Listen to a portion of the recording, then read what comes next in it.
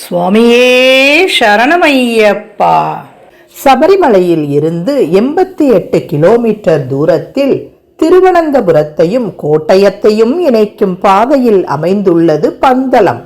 செங்கனூரில் இருந்து 10 கிலோமீட்டர் தூரம் சென்றால் பந்தளத்தை அடைந்து விடலாம்.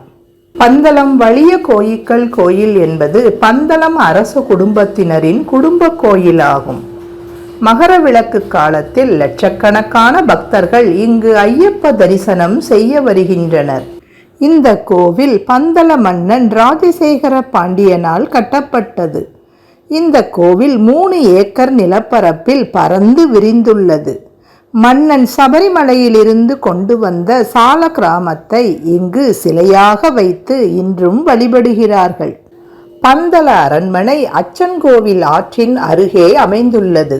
ஐயப்பன் வளர்ந்து 12 ஆண்டுகள் வாழ்ந்தது இந்த பந்தளத்தில் உள்ள அரண்மனையில்தான். பந்தள ராஜாவின் குடும்ப கோவில் இங்கு உள்ளது. இந்த கோவிலுக்கு அருகில் அமைந்திருக்கும் பந்தள அரண்மனையில்தான் ஐயப்பனுக்கு மகர ஜோதி என்று அணிவிக்கப்படும் ஐயப்பனின் திருவாபரண பெட்டி பாதுகாக்கப்பட்டு வருகிறது. பந்தளத்தில் அமைந்துள்ள கோவிலின் கருவறையில் புலியுடன் நிற்பது போல் காட்சி தருகிறார் மணிகண்டன். மணிகண்டன் வளர்ந்த பந்தள அரண்மனையில் அவர் படித்து பயன்படுத்திய ஓலைகள் இன்னும் அங்கு உள்ளன.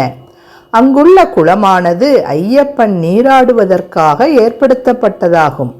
அந்த குளத்தின் நீர் எப்போதும் வெதுவெதுப்பாக இதமாக இருக்கும் என்பது தனி சிறப்பு. பந்தளம் ஐயப்பன் கோவில் 3 ஏக்கர் பரப்பளவில் கேரள முறைப்படி அமைக்கப்பட்டதாகும். இதன் கூரைகள் பித்தளை உலோகத்தால் அமைக்கப்பட்டுள்ளது. சாஸ்தாவின் சன்னதிக்கு தென்மேற்கு திசையில் மாளிகை புரத்தம்மனுக்கும் தனி சன்னதி உள்ளது. மற்ற முக்கிய கோவில்களில் நடத்தப்படும் அனைத்து விழாக்களும் இங்கு கொண்டாடப்படுகிறது.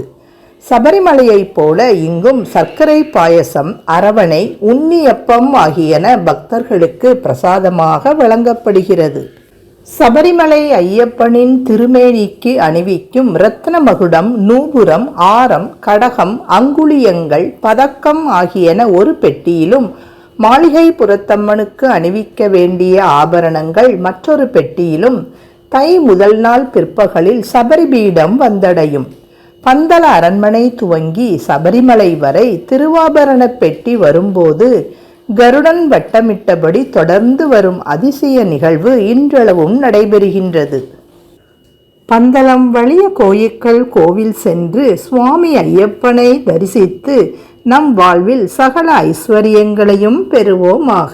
சுவாமியே சரணமையப்பா.